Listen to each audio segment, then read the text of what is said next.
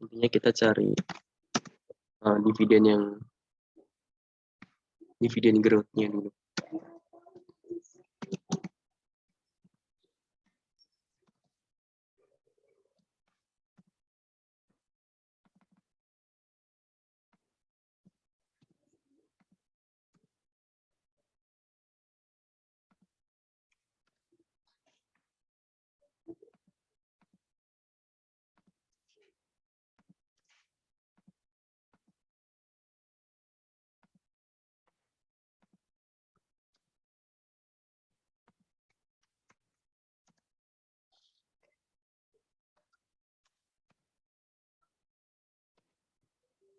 Nanti sama terus ya, sampai yang terakhir.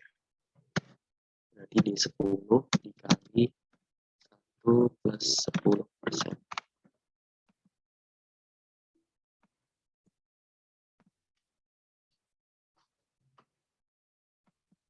Kak, izin bertanya, Kak. Ya.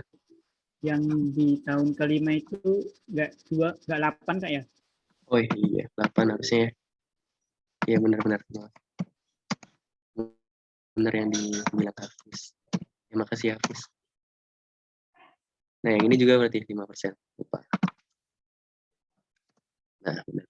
Nah nanti ini bisa dilihat nih. Jadi dan bikin ini. Fase 1 sampai tahun keempat.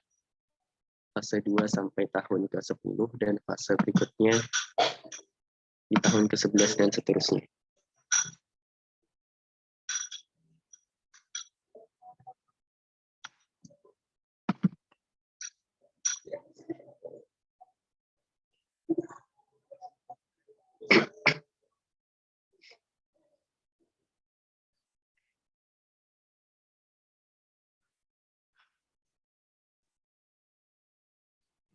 Nah, nanti dicari dulu dividennya berapa sesuai dengan pertumbuhannya. Ini dikali 1 plus 10%.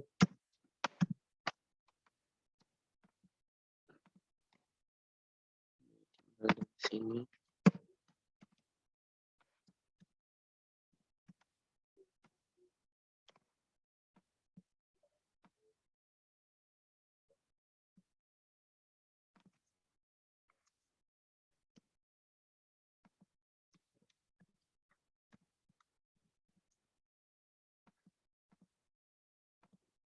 Sampai tahun keempat pakai basisnya 10%.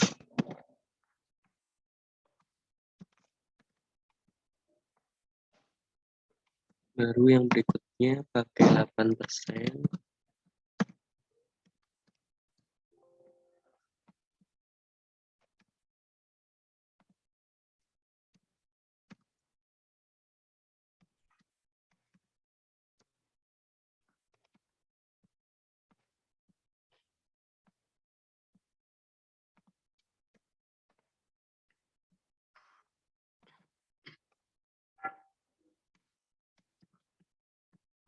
Terakhir jangan lupa pakai 5%.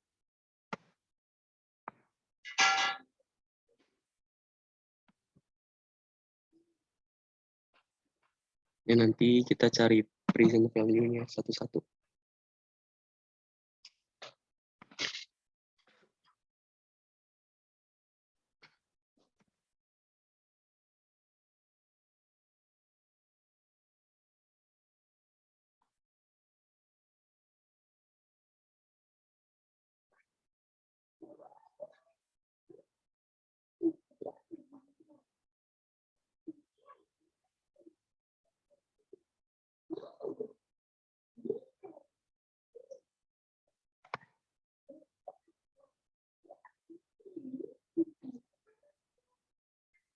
Nah, lalu di present value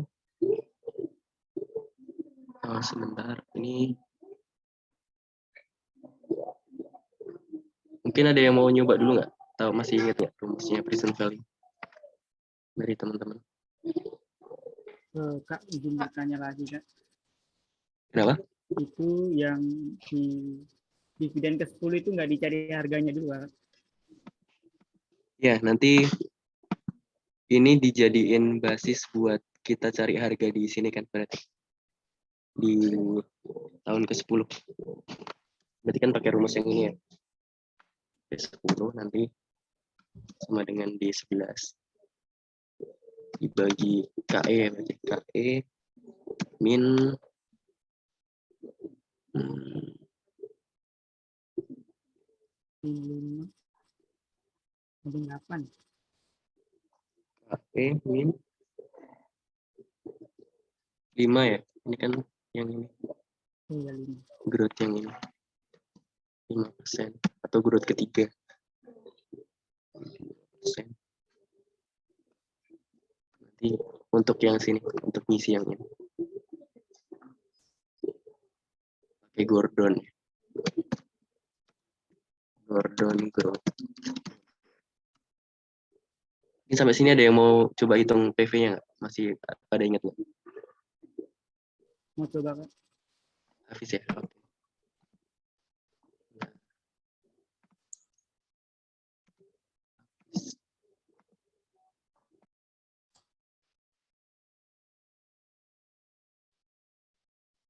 Ini yang hari ke-0 juga Kak, dividen 0.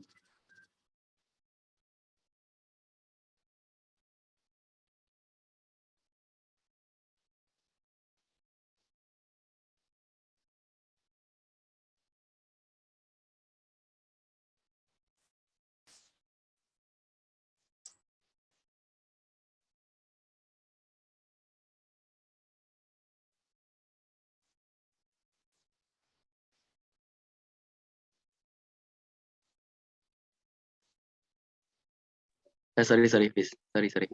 Yang dividen ke nolnya nggak usah dicari.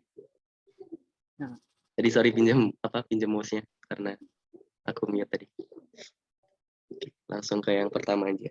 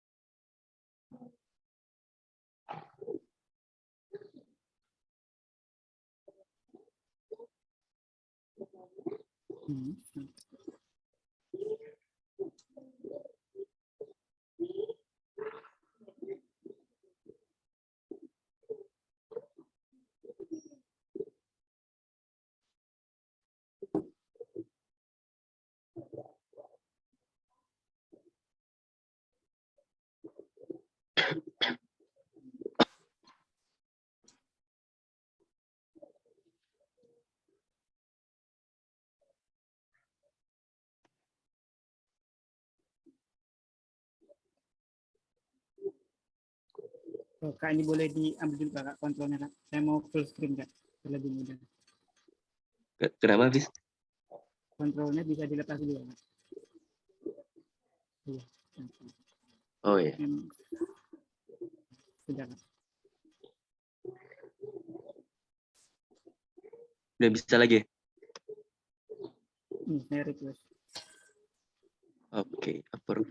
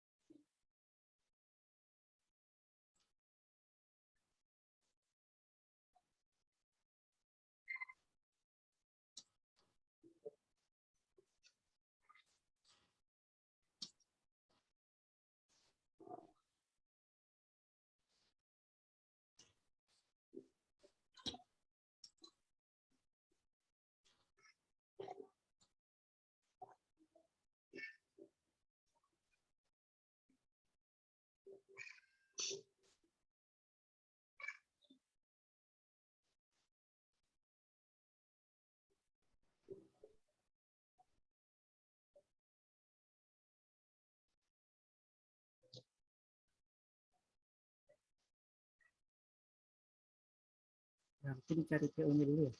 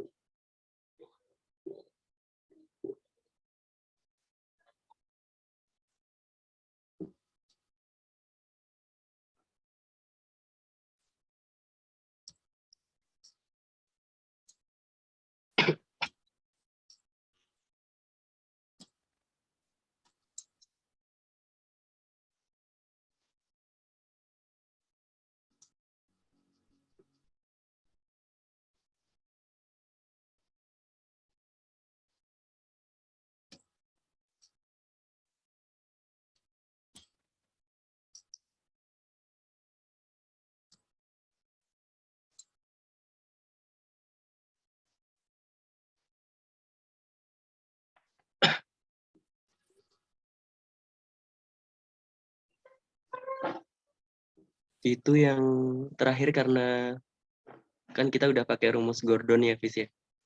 Ya, Mas. Ya, jadi kan udah mencakup keseluruhan. Berarti langsung berarti. Ya, langsung ditambahin semua.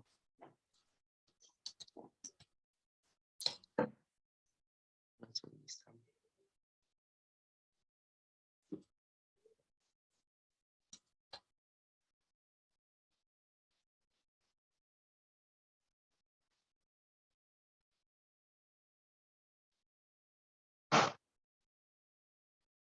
Ya, Mas. Oke. Ya, makasih. Ini aku ambil ya kontrolnya. Aku catat yang udah partisipasi. Setahu kalau pas Waldiman, oh ya benar. Gini.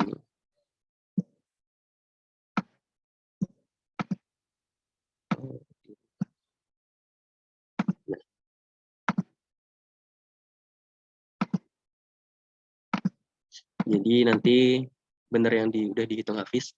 Yang pertama langkahnya dari soal ini ya. Nanti kita cari dulu dividennya berapa setelah ada growth-nya. Karena ini tahun pertama sampai ke 40%, berarti kita masukin ke rumus. Langsung ke sini. Nanti yang berikutnya juga tinggal diganti growth-nya. Sampai pada tahun tahun keempat ya, itu growth-nya 10%. Nanti dari tahun ke-5 sampai tahun ke-10, growth-nya diganti 8%. Dan berikutnya nanti tahun ke-11. Nah, tahun ke-11 ini yang jadi beda ini karena kalau di tahun 1 sampai 10 kan ada batas waktunya ya. Sedangkan tahun 11 ini kita ngitung untuk jangka waktu yang nggak bisa ditentukan, tak terhingga. Jadi kita pakai rumusnya Gordon Growth Model. Rumusnya dividen 1 dibagi KE min growth-nya. Nah, nanti setelah ketemu hasilnya,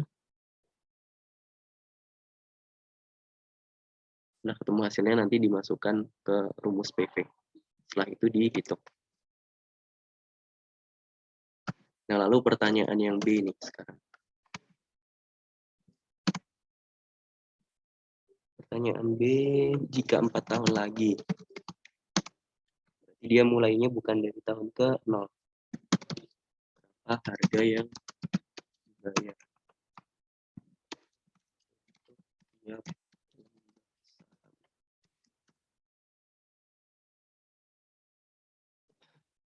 Maka di sini asumsi D0-nya itu ada di D4. Dividen ke-4.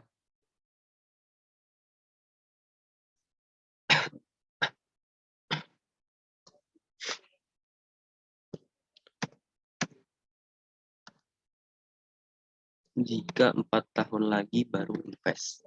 Sedangkan di soal ini kan yang diketahui kan di tahun ke-0 ya.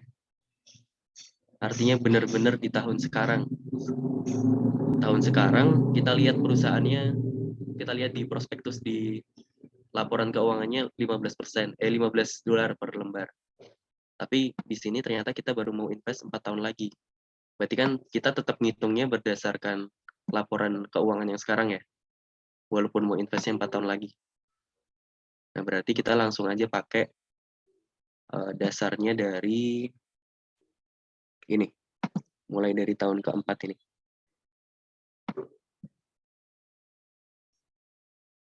Coba kalau di copy bisa naik ke bawahnya.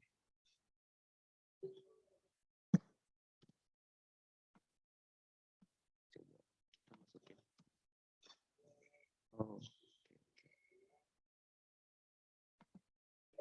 Ini kita masukin lagi aja berarti. Ini dikali 1%.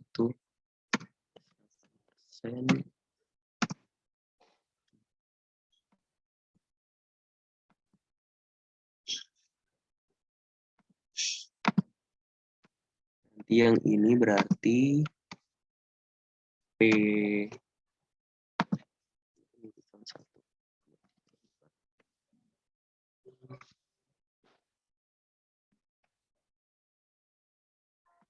berarti P6 atau harga di tahun ke-6 sama dengan dividen tahun ke-7 bagi KE min 5%.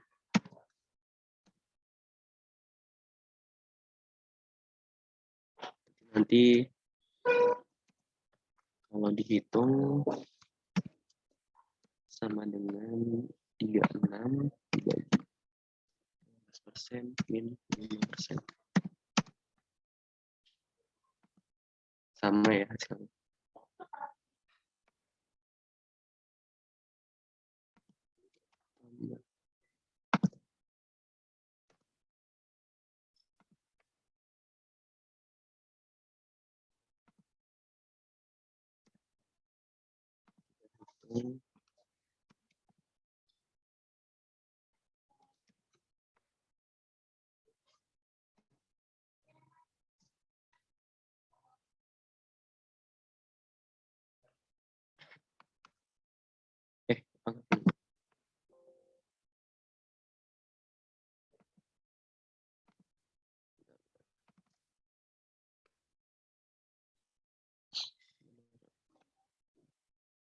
Masih benar.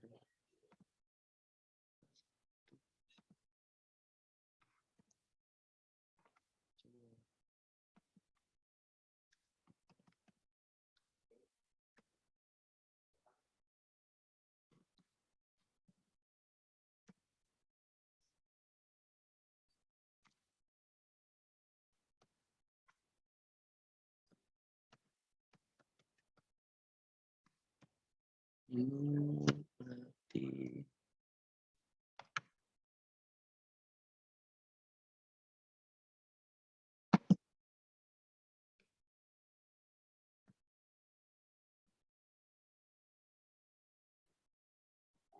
hari ini berarti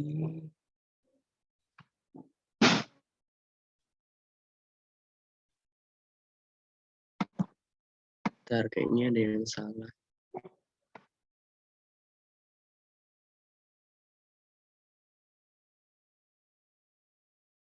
Dividen diprediksi akan naik sebesar 10%. Tahun ke-5 sampai tahun ke-8. 8%, tahun ke-7-nya 15%.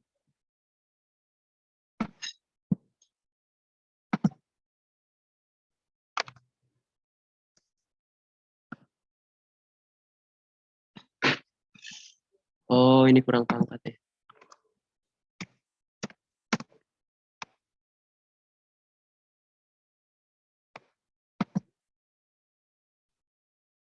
Ya, nanti langsung dijumlahkan semua.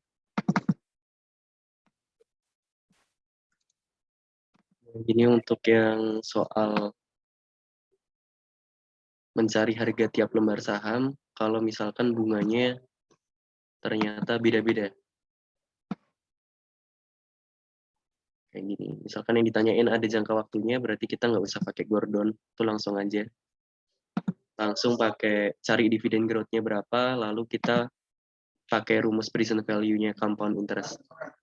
Nah, yang perlu diingat-ingat nanti untuk dasarnya MK1 atau dasarnya finance itu kan rumus compound interest ya. Apapun kita mau nyari apapun itu kalau kita hafal itu mungkin bisa direplikasi. Jadi kita nggak hafal rumus yang udah dibakukan atau panjang, bisa pakai compound walaupun nanti hitungnya satu-satu ya. Hasilnya kayak gini. Ada yang mau ditanyain dulu nggak untuk soal yang ini? Mungkin pernah dibahas juga ya di kelas-kelas.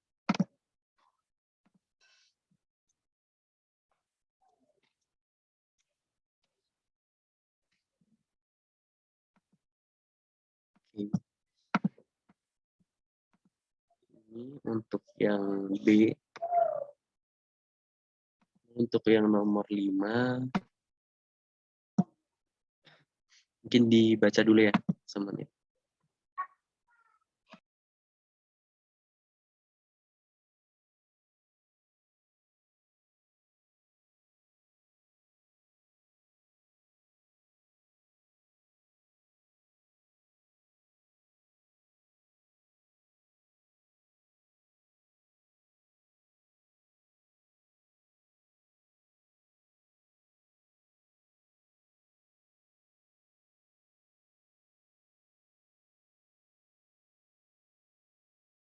Oke, jadi yang nomor 5 ini Waverton Foundry Ltd baru saja menerbitkan obligasi tanpa bunga jangka waktu 1 tahun.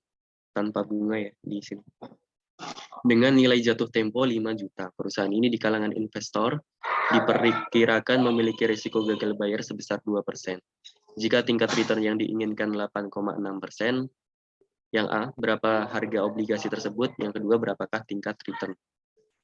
Berarti bisa kita tulis di sini. Kita akan suruh cari P0. Sedangkan yang diketahui P1 atau harga waktu jatuh tempo 5 juta. Nah, di sini kan ada risiko gagal bayar 2%. Berarti yang kira-kira mampu dibayar investor berapa? Yang kira-kira mampu dibayar perusahaan. Perusahaan mampu membayar sebesar, ada yang tahu nggak berapa? Oh, mencoba menjawab, Kak. Ya. Yang perusahaan mampu membayar berarti kan kita cari default risk-nya dulu kan. Berarti 5 juta dikali 2% sama dengan 100.000. Kemudian 5 juta dikurangi 100.000 berarti yang mampu dia bayar perusahaan sebesar 4.900.000. Iya, benar. Ini Bima ya? Ya. Oke.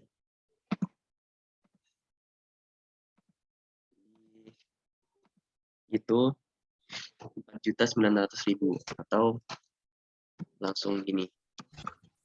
5 juta dikali 100% dikurang 2%. 4.900.000. Lalu kita hitung nih. Yang pertama harga obligasi. Tahun ke-0, tahun ke-1. Tahun ke-1 diperkirakan bisa dapat 4.900.000.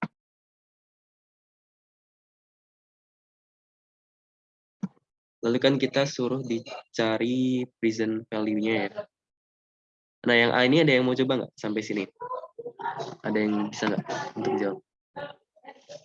Mau mencoba Kak pakai rumus PV ya? Iya, rumus PV. Oke, bentar ya.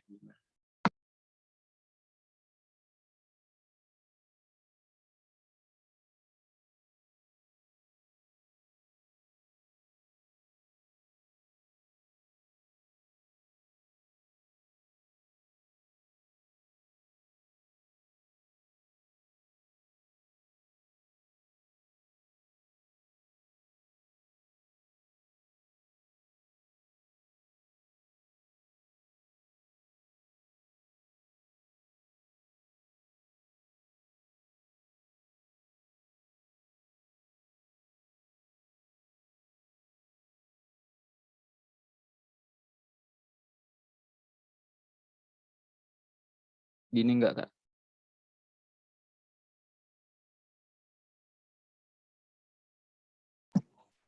Iya, benar. Yang dihitung Bima udah benar. Oke.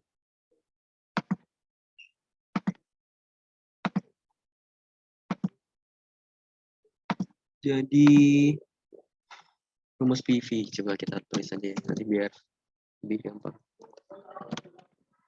Kita 900.000 dikali 1 plus 8,6% satu. Atau teman-teman bisa lihat yang dikerjakan Bima ini. Obligasinya. Yang kedua atau yang B, kita cari tingkat return. Nah, yang B ini gampang nih. Ada yang bisa nggak tingkat return? Kan rumusnya kan tinggal nilai jatuh tempo ya, atau C1 dikurang C0 atau P1 kurang P0 dibagi P0-nya. Ketemu return. Ini yang kira-kira bisa. Enggak, kita coba bareng-bareng ya. Ini rumusnya tinggal P1 kurang P0 dalam kurung dulu ya. Lalu dibagi P0.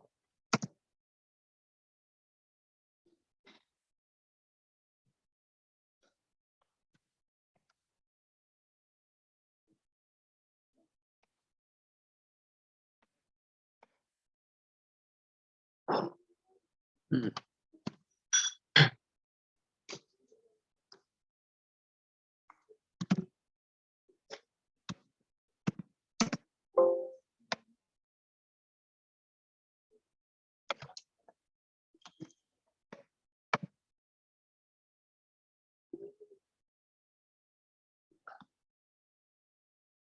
C1 4,9. Oh iya, iya. Ini nanti pakainya yang ini ya. Lupa karena kan tetap pakai nilai jatuh tempo ya berarti. Karena kan kita tetap pakai 5 juta yang dijanjiin perusahaan. Walaupun diketahui ada resiko, itu kan cuma bagi kalangan investor aja yang tahu. Resikonya ternyata 2% dari pengamatan kita. Tapi yang dijanjikan perusahaan kan tetap 5 juta. Berarti dari 5 juta dikurangin P0 dibagi P0. Berarti tingkat return-nya 10,82%. Itu untuk yang soal kelima. Ada yang mau ditanyakan dulu sebelum dilanjutkan? Kah, Iya, ini 10,82% dapat dari mana? ya ini dari rumus ini, return. Jadi kan kalau rumus return kan tinggal kita cari selisihnya. Selisih dari, misalkan besok nih dapat, misalkan kita punya uang sekarang 5.000. Nah, besok hari berikutnya uang kita dari bisnis, misalkan kita ngelakuin bisnis itu jadi 7.500. Berarti nanti return-nya itu didapat dari 7.500 atau nilai pada hari berikutnya dikurangi nilai saat ini yang kita miliki dibagi nilai saat ini. Ini aku tulis aja di sini ya.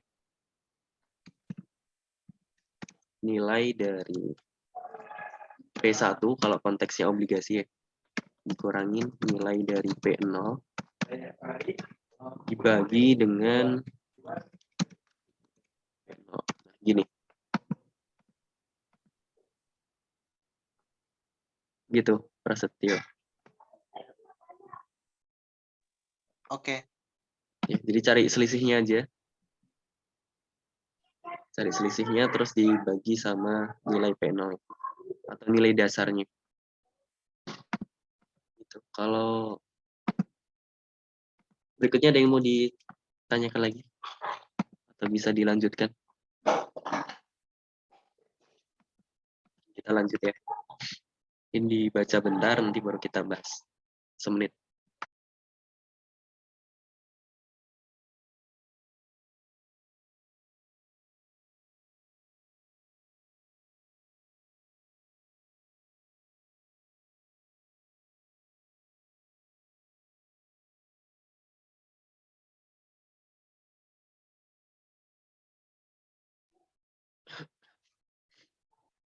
Oke, berikutnya kita mencari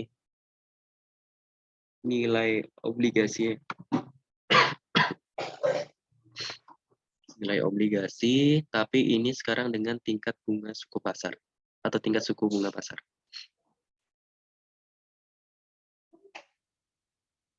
Kalau yang ini kan dari return yang diharapkan. Nah, sekarang udah ada istilahnya campur tangannya pasar atau di pasar sekunder. Karena kan kalau pasar itu kan ada dua ya, pasar primer dan pasar sekunder. Kalau pasar primer itu ketika obligasinya belum diterbitkan, berarti kita di situ cuma bisa lihat dari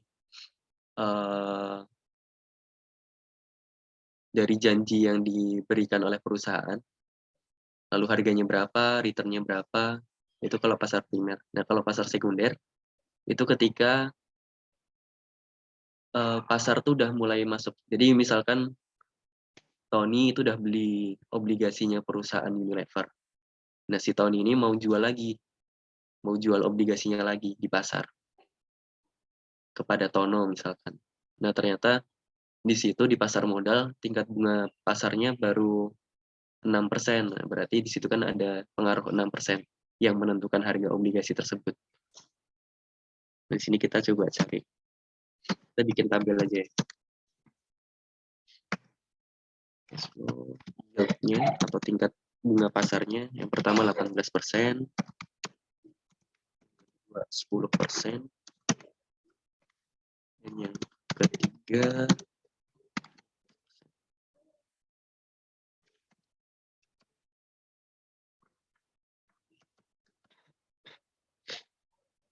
cash flow-nya berarti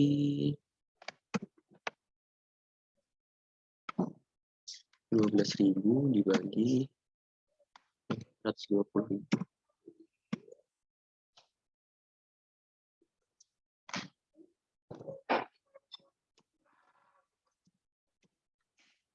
Dikali 15%. Selama 5 tahun ya dia dapat. Nah, di tahun kelima seperti biasa kita dapat cash flow-nya bukan hanya bunganya saja, tapi dengan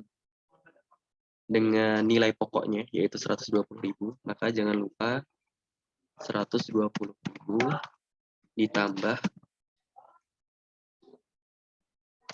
ditambah cash flow-nya 120.000 kali 15%.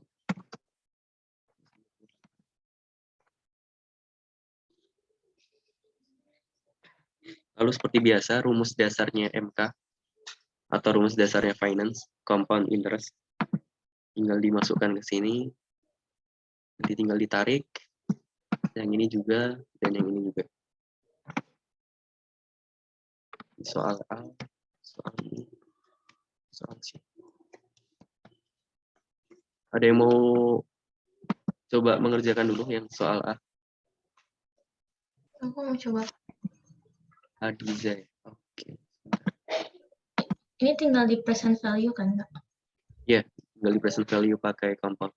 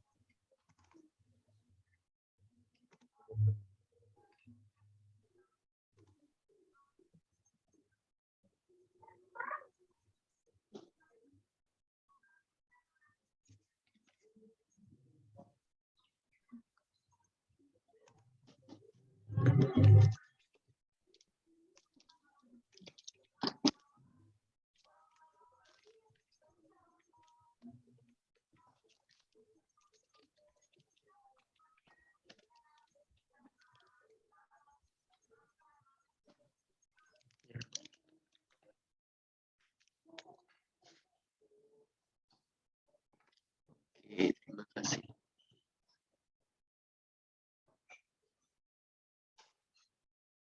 Nah, jadi benar yang dikerjakan tadi oleh Diza ya. Pakai rumus compound lalu dijumlahkan, berarti ternyata dengan tingkat bunga pasar 18%, itu harga obligasi sekarang jadi 108.000. Jadi kalau kita beli perusahaannya Unilever di tahun ke-0 misalkan, lalu langsung mau kita jual di pasar sekunder atau di pasar modal, maka dengan yield atau tingkat bunga pasar 18%, kita bisa jual obligasi tersebut dengan harga 108.000. Lalu untuk yang 10% ada yang mau coba juga?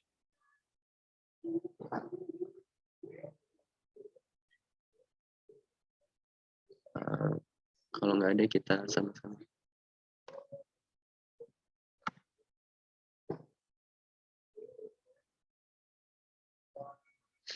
Mungkin sama-sama aja ya. Jadi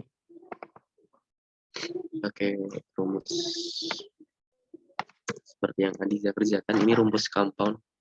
Bisa pakai yang min n, bisa pakai yang sininya diganti bagi. Coba kita pakai rumus yang satunya ya. Cash flow dibagi 1 plus yieldnya 10% dipangkat min 1.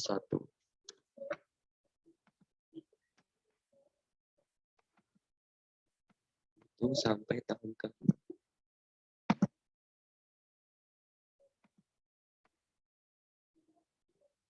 Nggak pakai minus. Oh iya, ada minnya. Lupa. Ya kalau benar. Nah, tadi siapa ya yang membenarkan? Makasih ya.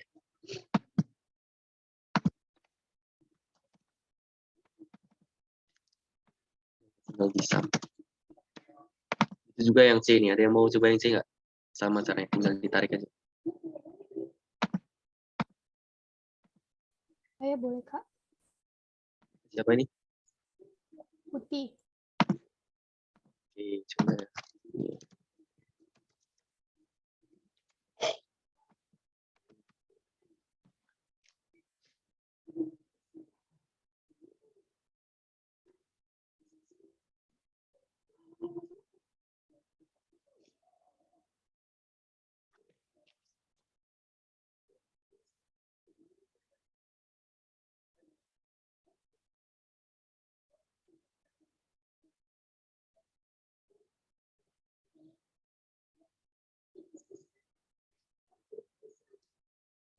Tadi gimana ya, Kak, rumusnya? Lupa, sorry. Cash flow. Mau pakai rumus yang mana bebas sih? Coba cash flow dibagi 1 plus I. Kalau yang pakai dibagi ya, jadi dibagi 1 plus I pangkat N. Kalau yang dikali berarti Kok nggak bisa diklik ya, Pak? Nggak Apa ya? bisa. Kan, sebentar. coba slow. Nah, dibagi Oh iya, udah bisa dibagi pas. Bener nggak sih, Pak? di ini dulu, buka kurung dulu. Buka kurung 1 plus yield-nya, Oh iya, satu. tingkat bunga pasarnya 15% ya. Iya. Itu Kalau 15% tuh yang C tuh. Oh iya, 15%.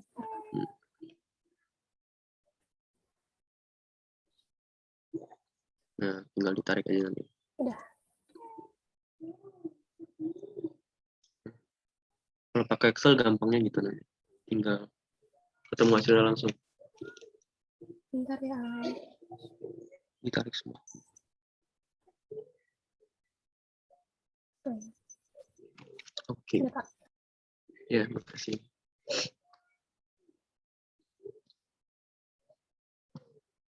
Jadi gitu nih, kayak kalau yieldnya 15%, karena tingkat bunga pasarnya sama ya dengan tingkat bunga nominal atau tingkat bunga obligasi, maka sebenarnya nggak perlu kita hitung pun hasilnya udah bisa diketahui 120.000. Tapi nanti tetap dihitung ya teman-teman, karena untuk nilai aja, nilai tugas, nilai ujian. Gitu. Ini tergantung yieldnya. Pokoknya yang dihafalin lagi-lagi compound interest. Jangan lupa. Lalu soal terakhir. Ini dibaca dulu bentar. Menit.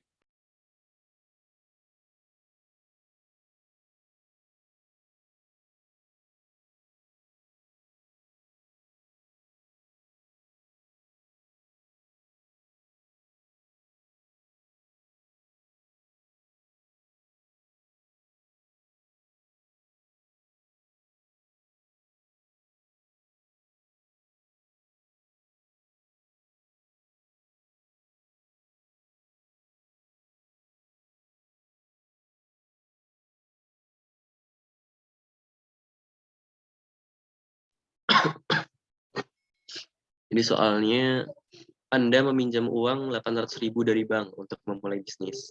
Bunga disetujui sebesar 12% per tahun. 18.000, kita pinjam 18.000, bunganya 12%, lalu pembayaran kembali hutang dilakukan dengan jumlah yang sama setiap bulan. Mulai bulan depan selama 1,5 tahun. Berarti kalau pembayarannya sama, itu kan sama dengan anuitas ya. Berarti anuitasnya sama nanti. Nanti kita cari C-nya berapa, cash flow-nya berapa tiap tahun dengan bunga 12%. Yang pertama disuruh hitung berapa yang harus Anda bayarkan setiap bulan, lalu buat tabel angsuran, terus setelah pembayaran bunga pertama, setelah pembayaran bulan pertama, berapa hutang Anda berkurang, yang terakhir hitung future value dari seluruh angsuran tersebut. Berarti kita coba tulis yang diketahui dulu. Diketahui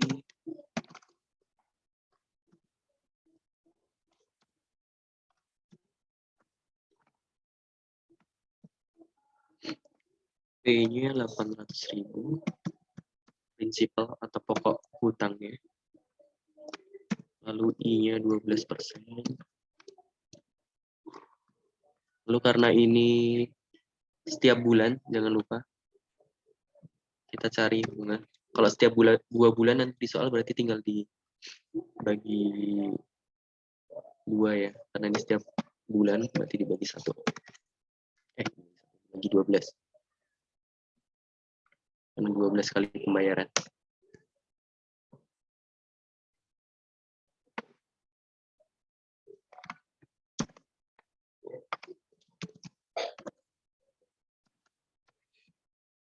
Satu 1,5 tahun. Jadi kalau dijadikan bulan, ada 1,5 kali 12 ya. Berarti 18 bulan.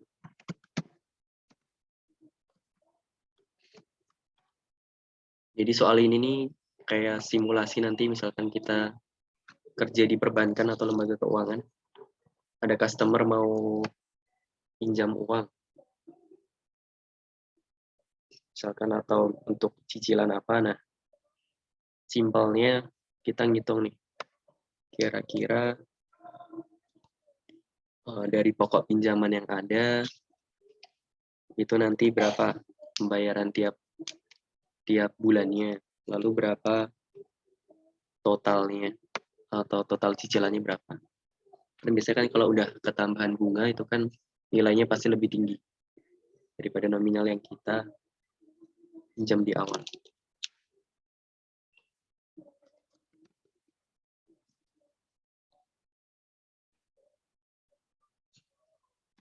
Ditanyakan.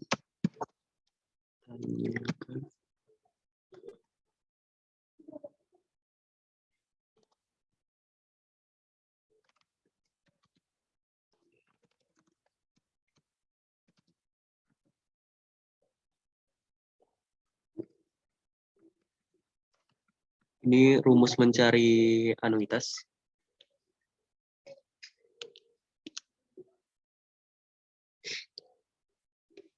Dari rumus ini yang dulu ada yang mau coba nggak atau mau langsung dibahas? Coba Kak. Mau mencoba Kak. Hafiz ya? Iya, Kak. Oke, udah bisa.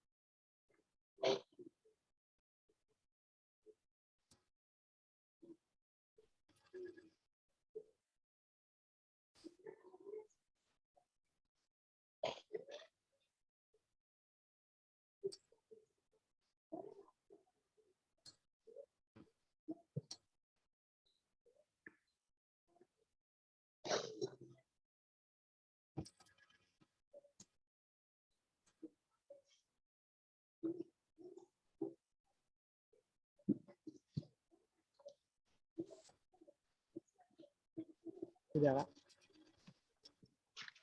Oke. Ya, Hafiz, makasih.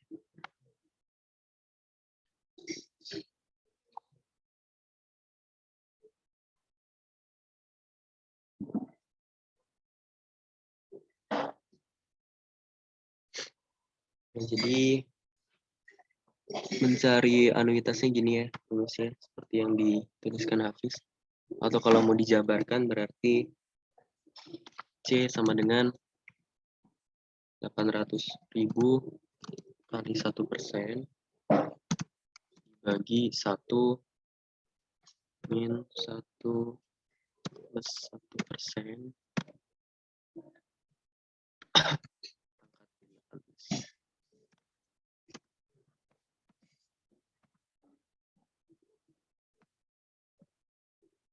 Ini hasilnya.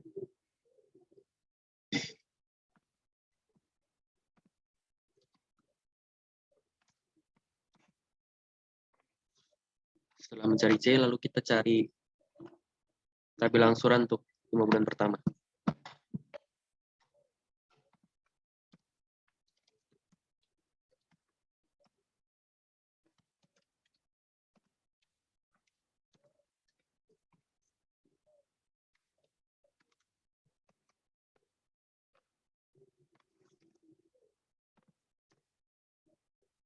Anuitasnya tinggal dimasukkan.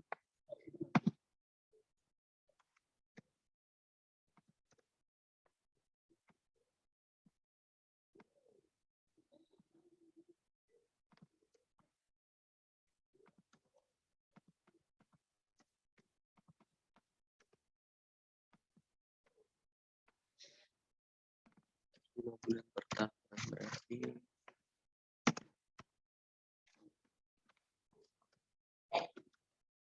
saldo hutang awal 800.000.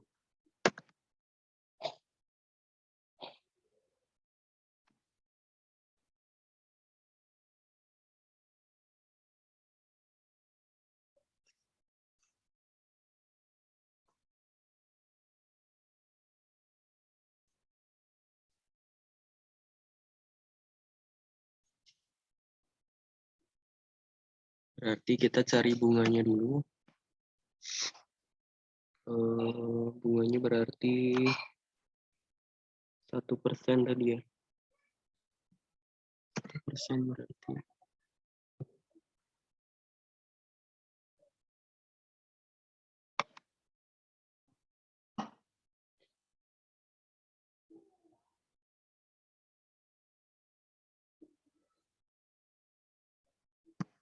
Rp800.000 kali 1%. Prinsipalnya tinggal di... Karena saldo hutang ini kan prinsipal atau pokok pinjaman. Berarti nggak boleh langsung dikurangin bunganya. Nggak boleh langsung dikurangin anuitasnya. Karena ini kan bercampur dengan bunga. Maka kita cari yang benar-benar prinsipalnya berapa. Dikurangin bunga. Bunganya nggak masuk dalam perhitungan. Nah, berarti 100 dikurang dengan prinsipal. Yang ini juga sama, tinggal dikali 1%. Prinsipalnya ini dikurangin ini. Saldo hutangnya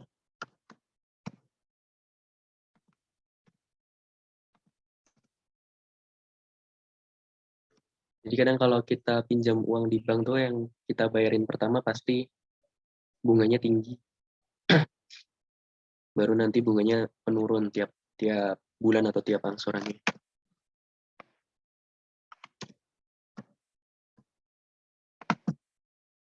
Jadi kadang kalau lihat pola pinjaman walaupun saldonya kecil tetap harus hati-hati.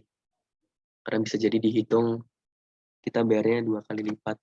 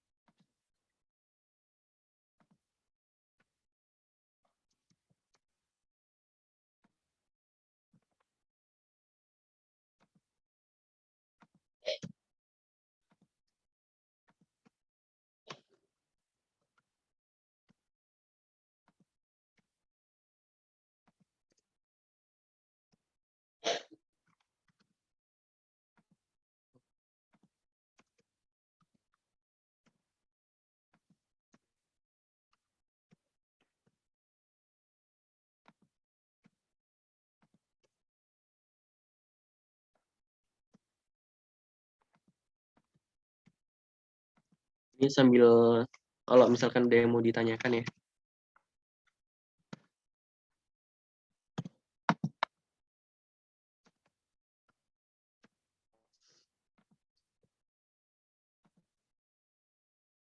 Jadi besok kalau ujiannya Pak Swaldiman itu diharapkan pakai Excel aja biar waktunya cukup untuk perhitungan. Tapi kalau teman-teman yakin dengan perhitungannya sendiri, misalkan bisa pakai kalkulator dengan cepat ya, nggak apa-apa.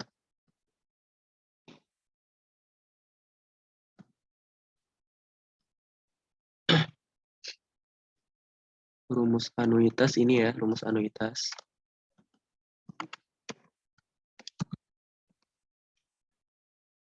Lalu kalau bunga tinggal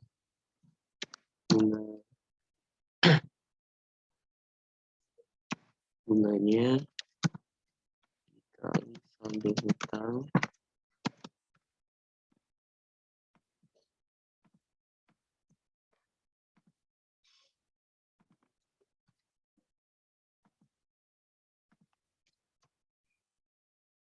kalau prinsipal berarti atas kurangin bunga Kalau saldo hutang berarti saldo hutang itu sendiri dikurangin prinsipal yang ini ya, maksudnya yang udah dikurangin bunga, yang tidak terkandung bunga. Lalu untuk yang C ditanyakan setelah pembayaran pada bulan pertama berapa hutang Anda gimana tadi? Ada yang mau sampaikan?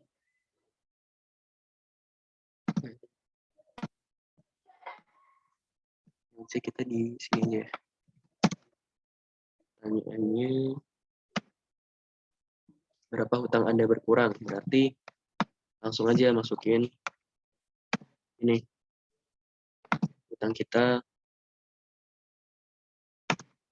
jadi segini. Berarti hutang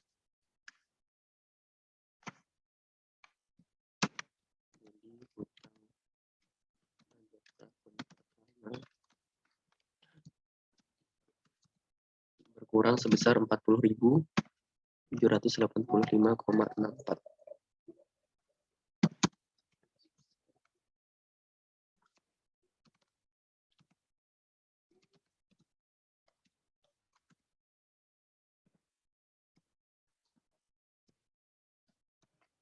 Oke.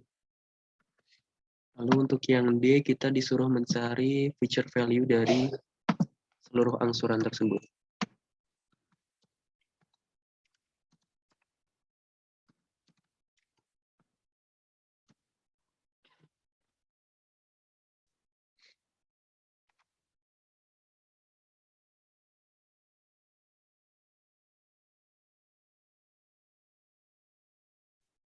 Future value dari seluruh angsuran.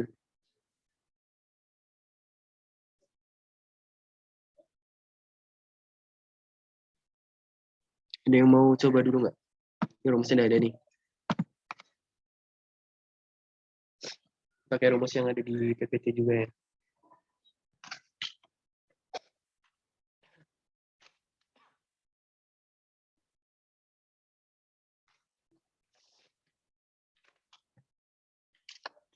Pakai rumus bunga majemuk.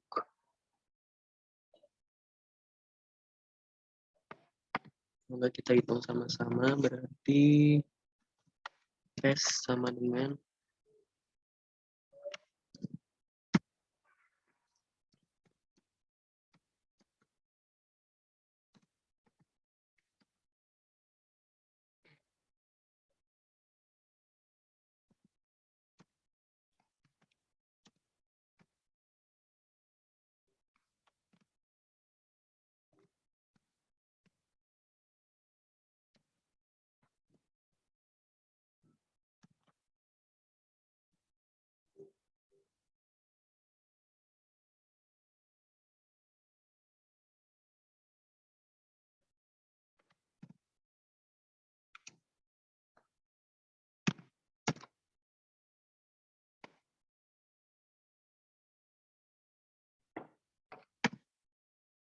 berarti kalau dihitung future value-nya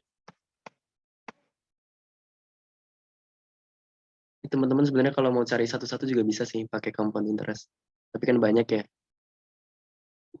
18 bulan dipakai langsung rumus yang singkatnya aja.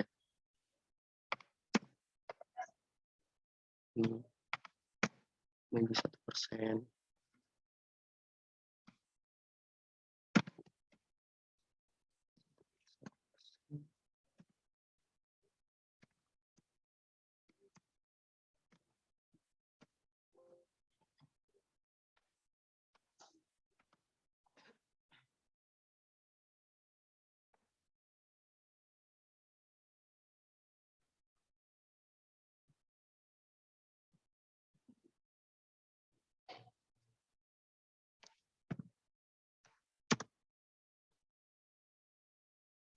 Nah, ketemunya jadi 926.000. Kira-kira sampai sini ada yang ditanyakan ya? Jadi kalau mau dicari satu-satu ya boleh. Kalau mau dilangsungin juga bisa. Ada yang sama tanya. Ya, boleh. itu yang rumus yang ini yang C sama dengan PI bagi 1 kurang tutup buka kurung 1 tambah I Ya. tutup kurung pakai rumus itu Kak. Rumus apa ya? Pangkat min N. Iya, pangkat min N. Iya, benar-benar. Iya, yang akhirnya kan pangkat min N ya, Prasetyo ya. Iya. Iya, benar. Jadi pada dasarnya tuh cuma ini sih, apa, kita cari bunganya berapa, atau ini kan 800.000.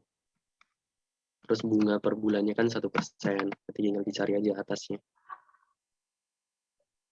Terus bawahnya tinggal kayak gini.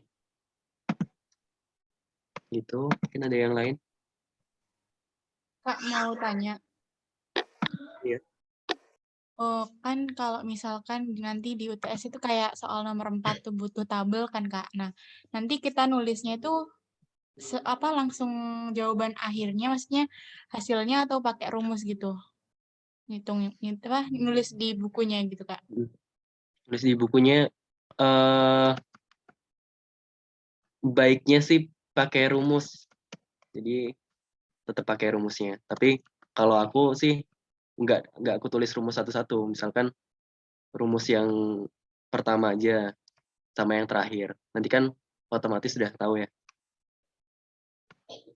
Jadi misalkan ini nih yang periode pertama. Kita tulis aja periode pertama rumusnya. Berarti untuk yang bunga, untuk yang ini, untuk yang tabel ini, kita tinggal tulis 800.000 kurang 40.000. Ini kalau aku ya, aku UTS kemarin ya, sama yang terakhir sendiri. Jadi nggak harus semua. Itu kan cuma biar dosennya tahu kalau kita tuh masukin angka-angka ini nggak langsung, nggak apa ya, nggak nyalin gitulah. Tapi tetap tahu rumusnya. Tapi kalau misalkan waktunya cukup dan bisa ditulis semua ya nggak apa-apa. Gitu. Oh iya, Kak. Makasih, Kak. Iya. Oke, yang lain ada yang mau ditanyain lagi?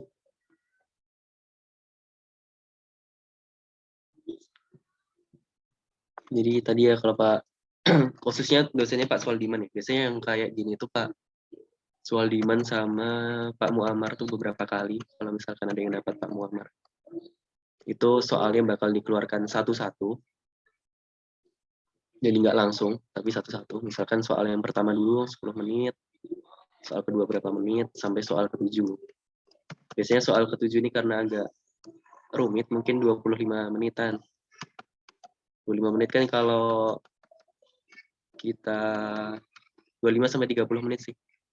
25 menit kalau misalkan kita hitung, menurut aku ya, menurutku kalau dihitung pakai kalkulator mungkin agak lama. Jadi mending pakai Excel kayak gini lebih bisa mempersingkat waktu. Sehingga nanti nggak terlalu buru-buru gitu dalam konversi ke PDF-nya atau dalam kalian nulis satu persatu. Ini lebih praktis. Itu.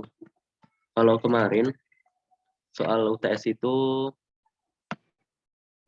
biasanya cuma diganti angka-angkanya sama yang diminta tuh apa gitu. Misalkan nih tabel aksara untuk 5 bulan pertama. Nah di UTS bisa jadi 10 bulan. Atau misalkan ini setiap bulan tapi di UTS jadi 2 bulan. Gitu-gitu sih. Tapi pada dasarnya soalnya tetap gini-gini aja. Tetap ya sama. Karena kan juga materinya udah tertera ya. Jadi pasti sesuai dengan RPS. Itu mungkin ada yang mau ditanyakan lagi sebelum diakhirin? Saya izin bertanya, Kak. Iya. Soal nomor 4 tadi, Kak. Nomor 4 ya? Iya. Iya. Yang itu kan jika 4 tahun lagi, berarti itu D1 itu N-nya tuh dari keberapa, Kak? Dari tahun keempatnya kah atau langsung kelima?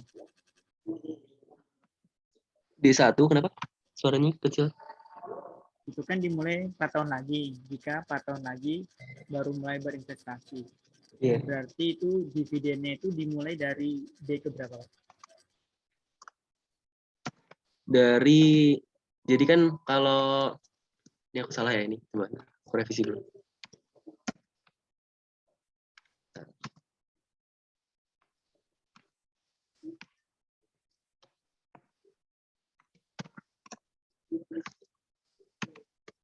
Nah, di soal ini kan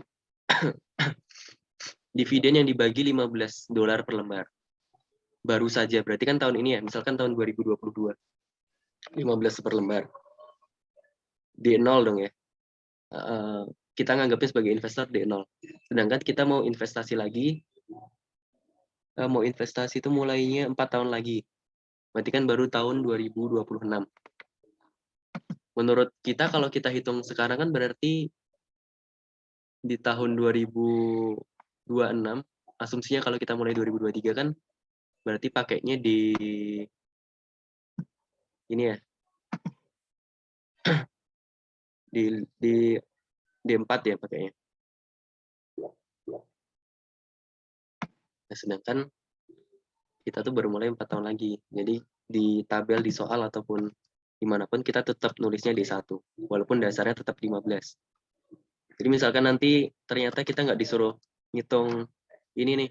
Kalau tadi kan ini langsung kita salin ya. Tapi kita suruh langsung tahun keempat. Nah, kita nggak bisa pakai dasar $15 pada tahun ini untuk ngitung investasi 4 tahun lagi itu nggak bisa. Kita tetap ngitungnya tetap satu-satu. Dari tahun pertama berapa, tahun kedua berapa, tahun ketiga berapa, sampai tahun keempatnya berapa. Baru nanti 0, 1, 2, 3, 4. 15 kan di sini. Berarti 4 tahun lagi tuh 1. Ini kesini kan 1, 2, 3, 4. Oh ya, mulai dari sini ya, Hafiz ya? Dia yang Iya, ditanyakan ini ya, berarti?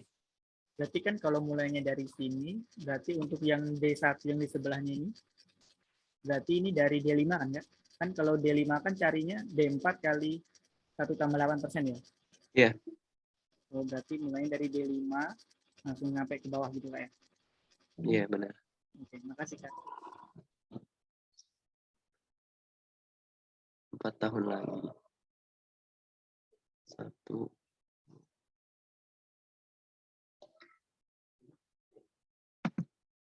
Ini berarti mulainya justru di ini. Tahun keempat ya. 4 tahun lagi baru mulai.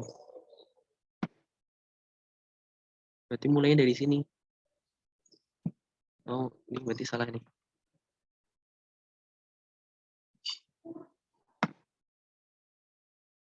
Mulainya dari sini ya, Hafiz ya, ternyata. Karena kan 4 tahun lagi mulai. Kalau kita di tahun ke-0, berarti kan 1, 2, 3, 4 ya. Berarti kita ambil yang ini. Harusnya ambil yang 21 ini.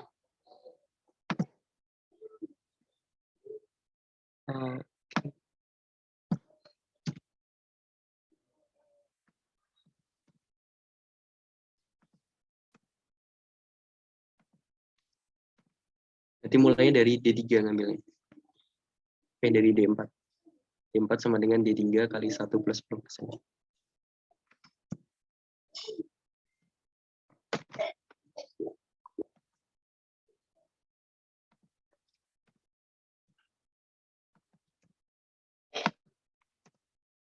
Ya, ini terus teliti.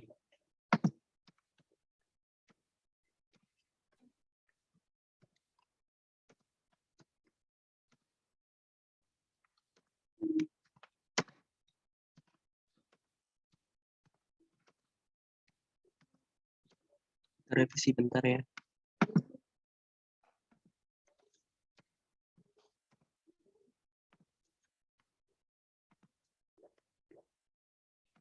Kita ubah aja.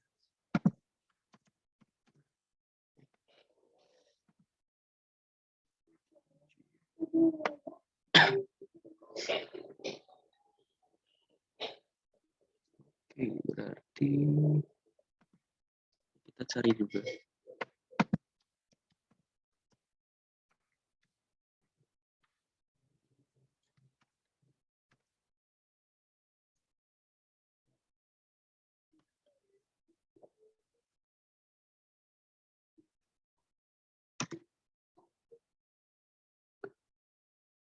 Mulai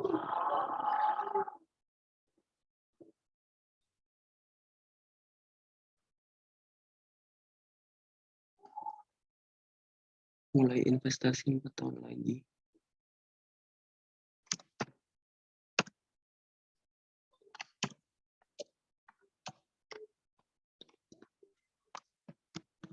P0. Oh, berarti benar gini nih.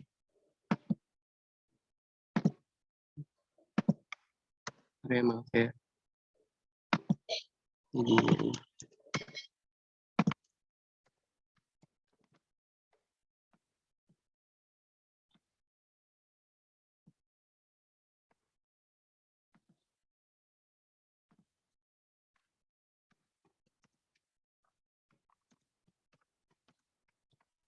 oh iya, iya. Bentar, baru ingat. Kalau misalkan mulai investasi 4 tahun lagi, berarti P0-nya dari tahun keempat. Berarti benar tadi yang tadi dikerjakan. Berarti nanti kalau yang ditanyakan Hafiz berarti tetap dari tahun atau dari D5 ya basisnya. Dari D4. Dari D5 yang ini. D5 sama dengan D4 kali 1 plus 8%. Itu. Maaf tadi. Mungkin ada lagi nggak ini ditanyakan? Jadi ini tetap ya berarti. Karena tahun keempat kan jadi P0 nih. Berarti jadi D. P0 atau D0. Sedangkan yang kita cari pasti dari D1.